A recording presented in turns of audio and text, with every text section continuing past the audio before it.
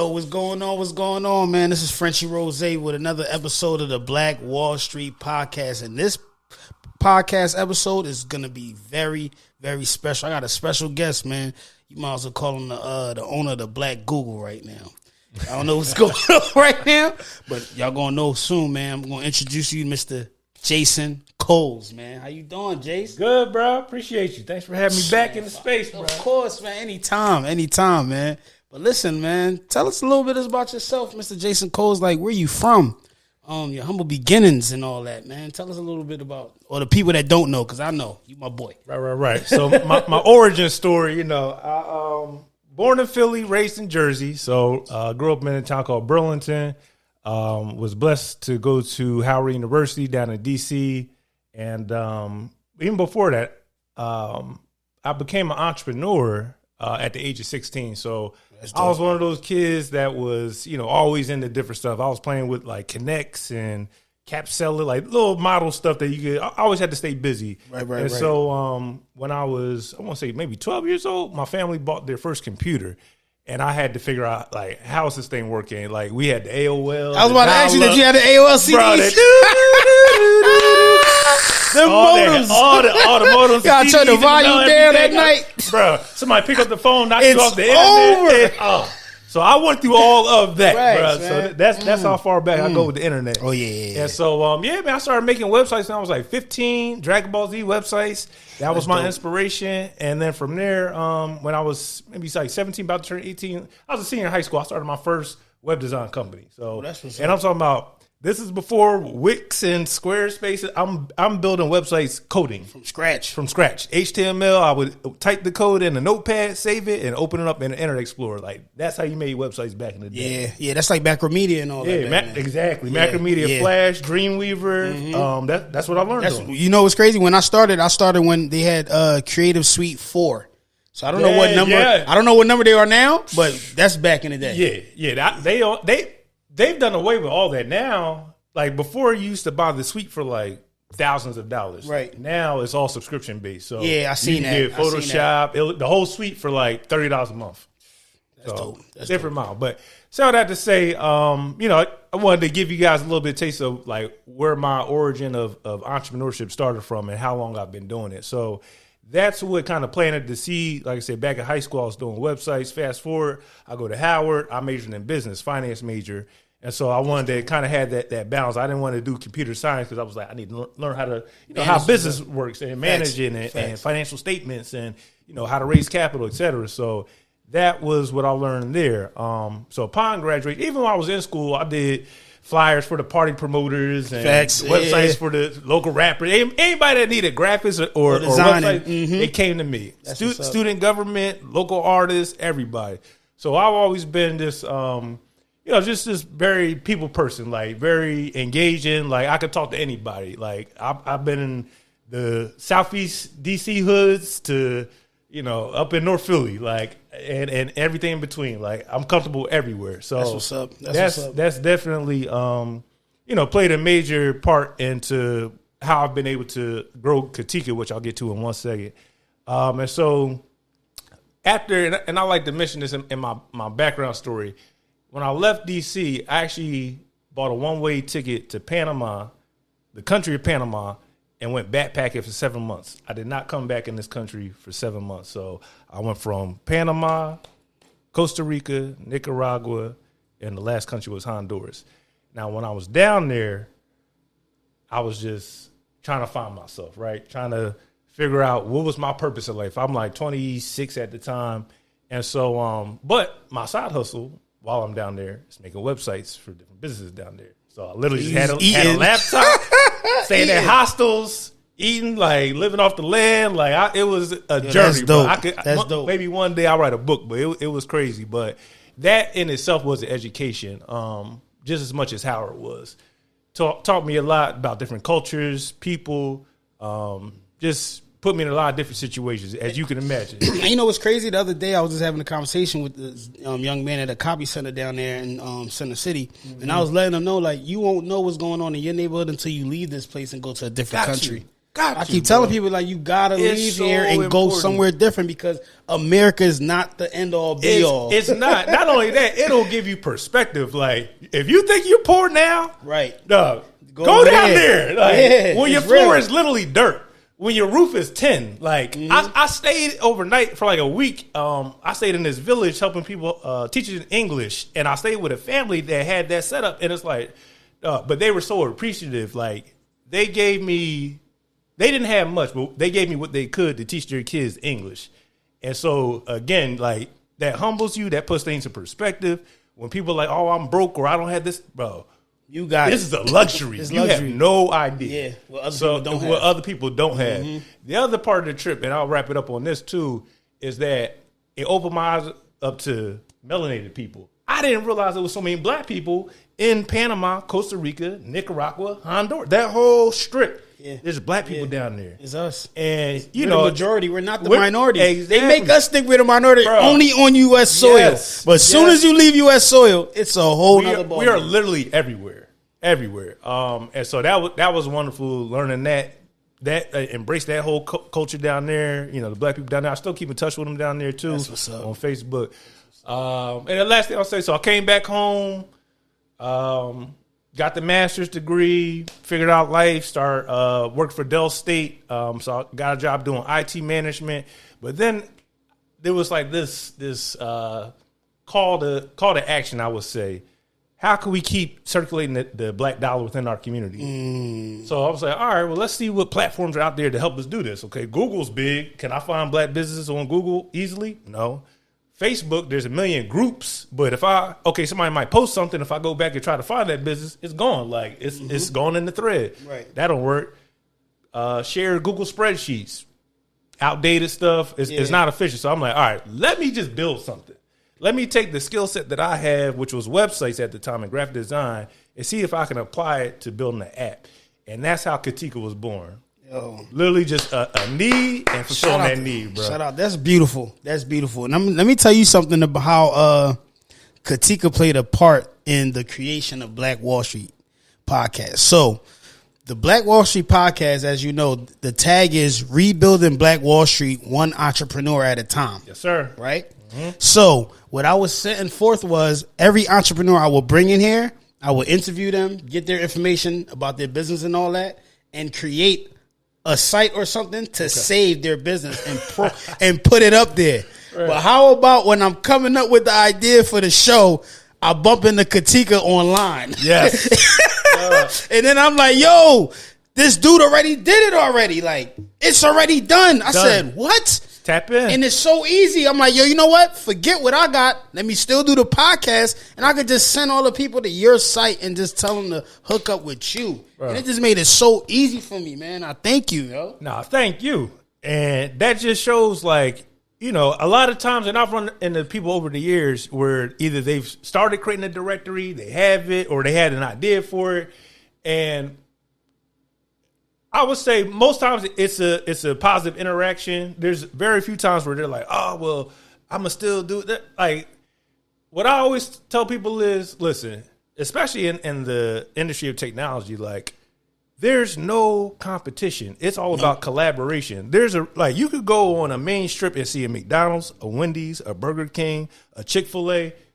There's a reason that they can all exist there. Right. They all can eat from there's enough pieces of the pie, so to speak. And so when you have like-minded people, even if the idea might be similar, it's like everyone can eat. Everyone can pick their lane. We may be doing the same thing, but in a different way. That's a so fact. You're interviewing the people that can be on my platform. Right. We could create a marketplace and have the same people that you're interviewing.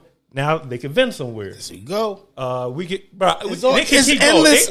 It's endless. Like, yo, so when I seen it, I'm like, yo, this is like the meaning of if you can't beat them, join them. Not saying I was trying to beat Jason, right, but the fact that Jason already has something that I was trying to build. So as a folk, we just got to, you know what?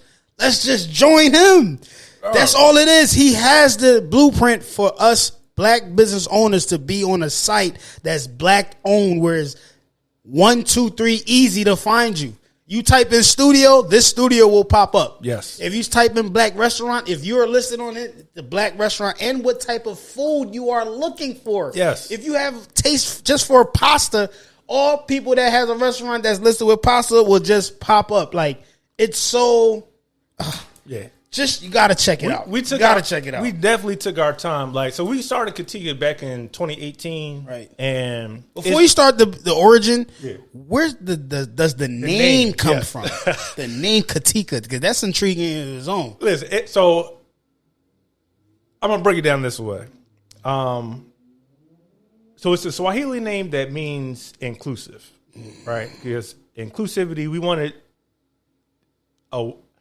a name that embodied the whole diaspora, right? So whether you're African, African American, Afro Latino, Caribbean, you Pan-African, right? Mm-hmm. So Katika, we didn't want to make it something American because we have, the goal is to make this an international platform. So when you go to Jamaica, when you go to London, when you go to France, you're finding black restaurants, black services anywhere in the world. And we've actually tested it, and it works. I have some guys over in London. We put black African restaurants in there. They pulled up the Katika app and got it on the map. Oh, that's dope.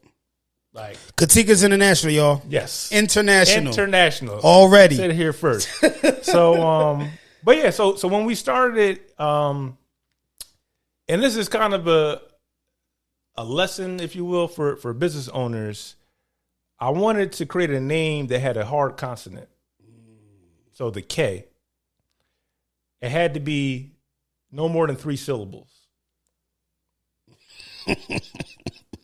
So these are little things that you don't think about, but it's a science behind naming companies. And a lot of your, corporations, your everyday companies that you hear about, Uber, Yahoo, Lyft, they follow that same formula. So we were like, okay, I had an opportunity to be in this kind of startup boot camp. Okay. And that wasn't one of the things they talked about. I was about to say, you don't learn that stuff in the street. Yeah, you just don't learn somebody that. You're not going to learn on the YouTube video. It's a lot of hidden gems out there, but that's the other side of why we settled on Katika. Yeah, that's a beautiful name. So it's we wanted the African side, but also it has to make sense from the business side as well too. Something that's people can say, remember, and it's not hard to pronounce. Yeah, It caught me. Katika. Listen, I already got the stock ticker already picked out. So that's when we go public. When you go public, I would like to be at that meeting. Yeah. I need to be at the meeting. I need 7 shares.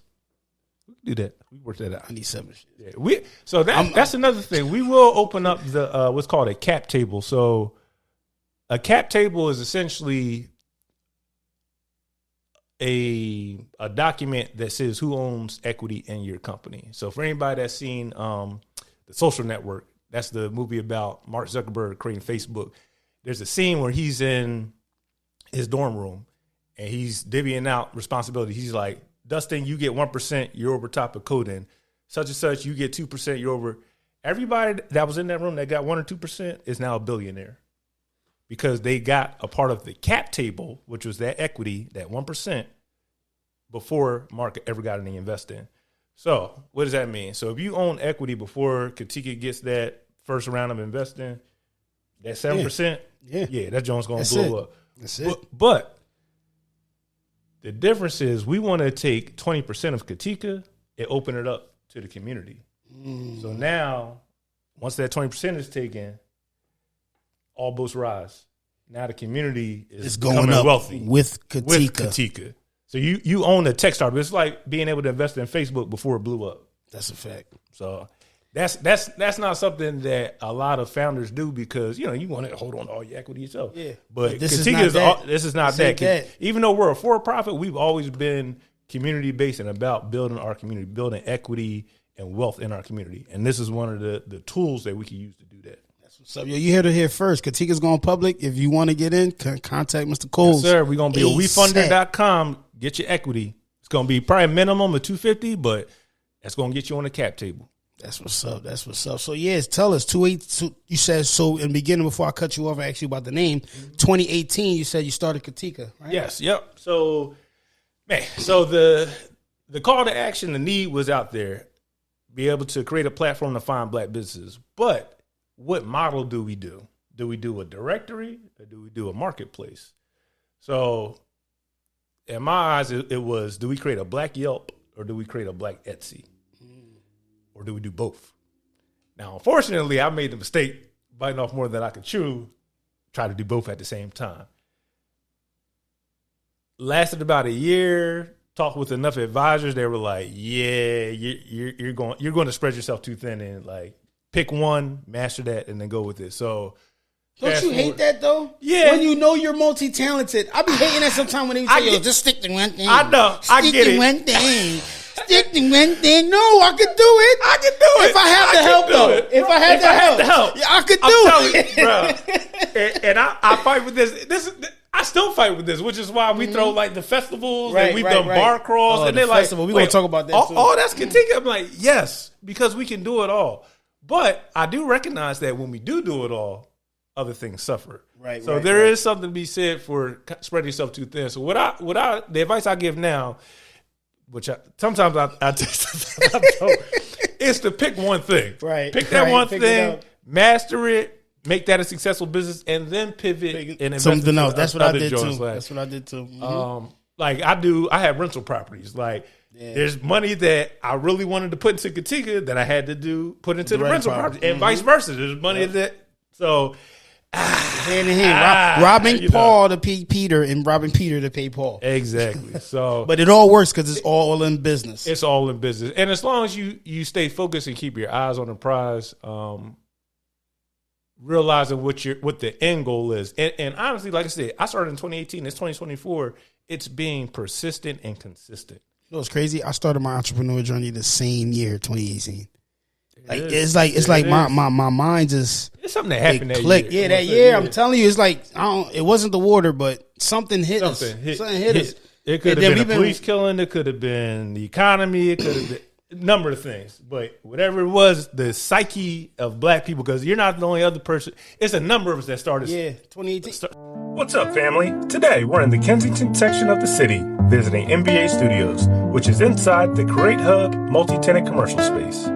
I must say, I really had a dope experience meeting the owner, Frenchy Rose of NBA Studios.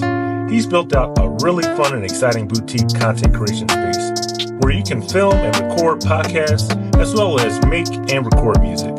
They have a full cell engineer that's available for clients, and the track that you actually listen to was made by the owner himself.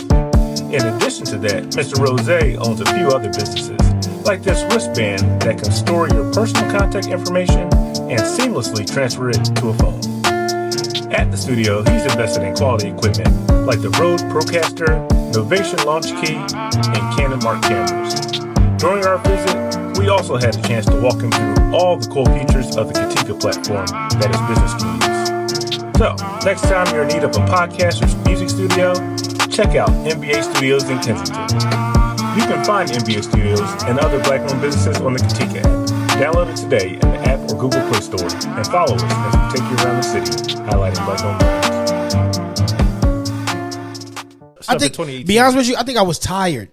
Like, I was tired. Like, Jason, I had jobs. When I say jobs, I'm talking about I worked at McDonald's. I worked at Wendy's. I worked at Domino's. I worked at Papa John's. I worked at Rite Aid, the Rite Aid hub that would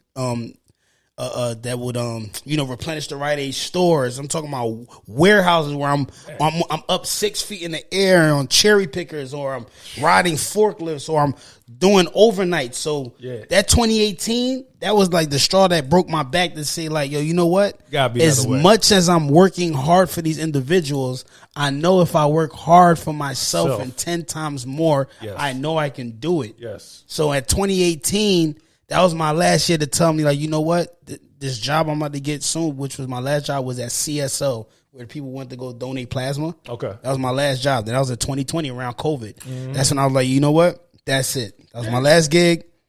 Got into doing car rentals. See how you got rental properties? I was doing car rentals. Okay. You know what I'm saying? Was that Turo? Shout out Turo. Yeah, shout out to Turo. Start off, of course. Now, I got my own lot. I'm still waiting for Katika to come shoot my lot. You know what I'm saying? It's coming soon. Yep. But yeah, man. 2018, that's a year, man. No, so, for sure. I think it's over the span of time. Like I said, there's so many, especially if you're in business, so many different variables. The mayor could change, city council could change, policies from the state could change, and so you got, as an entrepreneur, you got to navigate all of that. And still with the day-to-day life, if you got a family, if you have a girlfriend, if you have a wife, or boyfriend, whatever. It's hard to juggle, but that's why I tell people being an entrepreneur is not for everybody. It's really not. Right. And coming out the gate, so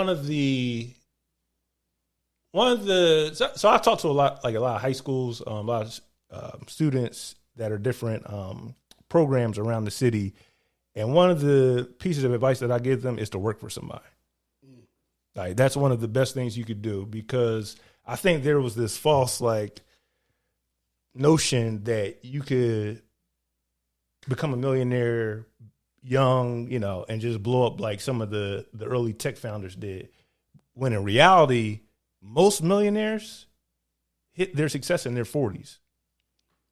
And that's because during their 20s and 30s, they were working to build their capital up, building up their network. And I mean, if you're super disciplined, you're paying down your debt. That way you're putting yourself in a financial position to make that pivot. Okay, if I'm leaving work, I don't got no more credit cards, and I'm putting all my time, energy, and money into starting that job. But yeah, once I kind of came to that realization, it might have been a book I was reading, that most people become millionaires, in their 40s or 50s. It was like, all right, I don't need to rush this thing. Because now you could it's not, oh, I got to do this, got to do that. It's okay. Everything takes its time and takes its course.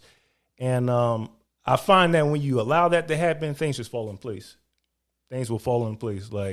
It's hard because it's a balance. It's like you want things to happen fast, but also at the same time, they have to just take their natural course.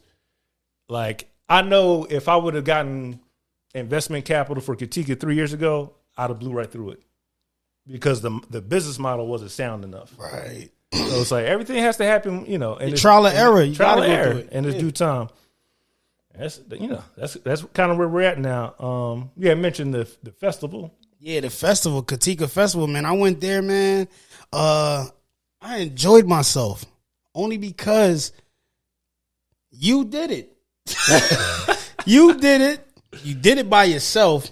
With them, I know. You could explain how the help that you did get you always for some, but yo, that was a beautiful thing, man. And to know what the main purpose was, it was to bring black businesses together. That's the main reason. I own a couple black businesses, and I'm for black business, because our dollars only stay in 6 hours in the community. Yeah. We can't even, our dollars can't even stay 24 hours. So I'm so pro black business, because at the end of the day, you can't walk up to these other businesses and ask them to do anything for you. But if there's a neighborhood business that you've been supporting every single day, that one day that you can't support them, you think they're going to turn you back around? No. Yeah. No. And honestly, that event, all my events, and any idea is not new. Right, I always said no idea is new, but it's about who can execute and who can deliver. Right. And it goes back to even Katika. It's like, even if you didn't have the knowledge from building apps, which I didn't, it's like you have to have a fire to want to seek that answer, that solution. So with the Katika Festival, it was really an embodiment of what we already do on the platform. Right. The platform is hundreds, thousands at this point of black businesses, and making it easy to access them. We took that and said, let's make that same experience in person. So let's bring out the black food trucks. Mm-hmm. Let's bring out the diverse retail vendors. I was eating good. Listen, we had the Black Golf Association, Strawberry Green, black axe throwing. We had youth vendors out there. Yeah, performers out there, singing, rapping, double dutch out there. Unfortunately, the magician couldn't make it, but we would have had a black magician out there. That's cool. Plus all the vendors, so who we rented the tables from, black owned. Who we did the sound, the stage and sound was a black vendor. The guy who printed our T-shirts, a black vendor. So, and all those people, all those businesses are on the Katika Look app. at that, and we're recycling the black that dollar. And what were those businesses doing? Because some of the owners of those companies came.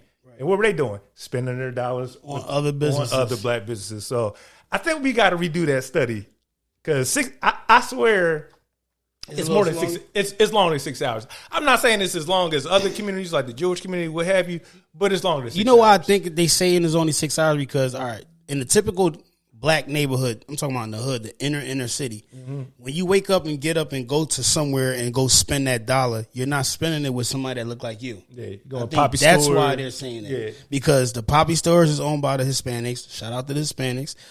The Chinese stores, of course, is owned by Chinese. Yep. Dunkin' Donuts, Indians, gas stations, Indians. So anything that's in the neighborhood, in the hood, is, I mean, even the breakfast spots. That's a good point. You know what I'm saying? So I think that's where it's coming from. Right. But of course, outside and, you know, business to business, commerce to commerce, yeah, maybe it's longer. But in the hood, I know when I walk down. Probably on the average, you're absolutely right. Yeah. So I was on your page the other day, and I seen that you just got this new position in this organization that I clearly didn't know nothing about until I see you on it. So yes, sir. Tell me, is MYB, Mom Your Business, MYB Hub North. So Mom Your Business is an organization. They've been around. Don't kill me. Maybe since 2021, probably before that. Actually, no. 2018. 2018. We literally had this year. Yeah. Shout out to 2018, man. That year is crazy. Yep. That's a crazy year, man. Exactly. So that's an organization. It started off as a black women-led organization that raised capital specifically for black women entrepreneurs. It's since then opened up for all black entrepreneurs. So male, female, doesn't matter. That's matter of gender. So they opened up their first physical location. It's 1913 West Lehigh. So it's right down the street from Dobbins, and on the same street as Deliverance Church. And so it's probably the first co-working space in that area. So think of it as like a black WeWork, right? So we have shared desks. You could come in there. There's Wi-Fi. There's printers. There's a studio being built out there. You had me there, who's a resource to help you through anything like a business plan. You didn't invite me over there yet? Week open. We still got AC to put in, but upstairs. But I need to come see that. It's 2 floors. There's tons of tables, and I'm the community manager there. So if you're looking to change your environment, you want a place to do some work, to collaborate, to network with other like-minded individuals, I do. That is the place to be. NYB Hub North. Also, by being a part of that organization or just coming through, being a part of the network, we do pitch competitions. And when I tell you pitch competitions, they give away. It's like the Shark. It's like the Shark Tank. It's just like Shark Tank. They've given away over $500,000 since 2021. 500, 000. So when's the next pitch competition? Yeah. Full disclaimer, I won $10,000. Katika won $10,000 for my category. That same day, they gave out $20,000 for another category for a bigger company. So, Mom Your Business gives out capital to businesses that are ready to receive that type of capital. You have to pitch. You have to convey that this is what my business does. This is the problem that we solve, and this is how we plan to make money. They say, okay, well, here's some capital for you to take into your company to help expand that vision or to grow that company. So it's a win-win. And there's no money to enter that contest. They actually coach you. There's a boot camp for like 6 weeks. And if you make it to the end of it, then you get to pitch. So when is the start of the next boot camp? I want to say it's November. Okay, sign me up, please. ASAP. Yeah, we're about to blow that up. So I'm thrilled to be a part of it. Like I said, I'm the community manager, so I'm over top of their social media. So you will be, if you start following me now, follow that page, because I'm going to be talking about this nonstop. Any type of funds that come in, any opportunities, you will hear about it. Right in North Philly, because a lot of times, so I was in West Philly with Tanya for probably like 2 or 3 years. I used to actually live in West for probably 10 years. Okay. So we both had office space down on Drexel's campus. Right. They decided to not renew the lease and turn it into, apartments or something. Well, I had a choice. We both had choices. She was like, Jason, I'm about to buy a building. So I was like, all right. Now she told me that last year. Fast forward, she got the building. She got the building and then built it out. As a matter of fact, she got $130,000 from U.S. Senator Bob Casey. So the feds was out here. They watch. The feds is watching. $130,000. We see what y'all doing. Here you go, North Philly. So I also bring that up because it's important to vote. A lot of times people are like, oh, it don't matter at the presidential level. It only matters at the local level. False. Those were federal dollars that came into North Philly. So keep that in mind. Not state. It was a state. It was a city council. Feds. Those were federal dollars. $130,000. I was there at the ceremony. Yeah. The feds is watching. So The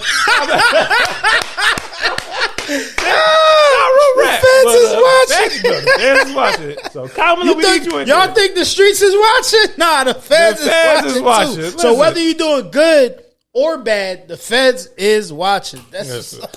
Stay on their good side. Stay on the good side. That's a fact. But nah. So I say that to say that type of resource has kind of been vacant from that part of the city for a long time. So it's, and having lived in West, and I see all the money that comes in West and the opportunity, we needed that in another part. And West of the is city. getting rebuilt. If you pay attention, West is coming up. So I put in a lot of groundwork, myself and my team. So we're at every black business corridor, 52nd Street, 22nd Street, Germantown Avenue, 69th Street, everywhere, all across the city. I just recently seen you down Island Taste, man. Shout out to my folks down Island Taste and Island. I get my reggae food them seeing. Yeah. So it doesn't matter where you are in the city. We will come to you. We'll do a highlight video. We want to get you on the Katika app. It's free. It's free to be on. No charge. It's like Rose said, it's easy. 1, 2, 3 setup, and you're on. You decide how you want to be found. You put in your keywords. Yep. You can select your own pictures, how you want to be seen, your portfolio, your gallery, and you own your own data. That's the biggest thing. Say that again for them people that's not listening. Your own data. You don't have to worry about being shadow banned, being blocked, being tagged as spam falsely by people that just hate on you. You control your own data. You don't have to worry about, where's my account or where's my information? Right. You own it. Right on the app, y'all. Right on the app. I'm on it. But listen, where do you see Katika in the next, I don't want to say 5 years. That's too far. Where do you see Katika in the next year? In the next year, we're definitely bringing back the Katika Festival. That joint's going to be bigger and better, so stay tuned. We already have some...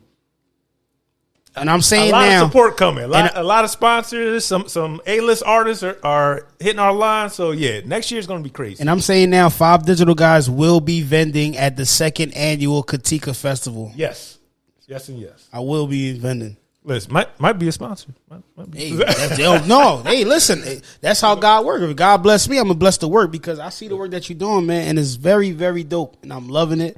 And you will always have the support from Frenchie Rose and my team over here at Black Wall Street Podcast, bro. I love what you're doing. Bro, we appreciate that. You like the modern Malcolm right now without the message. You just doing the work, and that's all. That's all I needed to see. That's it. Like I told you, you didn't find me. Work. I found you. I said, yo. This dude is doing what I want to do. If there's like 10 or 20 people that have the same mindset, like, yo, this individual's already doing something that I want to do, why don't I just jump on? There's nothing wrong with jumping on somebody's coattail, jumping on somebody's bandwagon. Because you know why? The same help that you will want from him, he might be seeking the same help from you. And don't know. And you won't never know. Barter system. Like, I do so many technical things for people just okay, you did this for me. All right, let me hook this file for you. Let me build you this website real quick. Let me give you this hosting. Let me just like that. We have to do that. We got to start loving on each other, man. Two-way street. It's my brother for life. You hear me? All day, man. Every day. Listen, man, this is Frenchie Rose for the Black Wall Street Podcast. This is Mr. Jason Coles for Katika USA. Thank you very much. Appreciate y'all.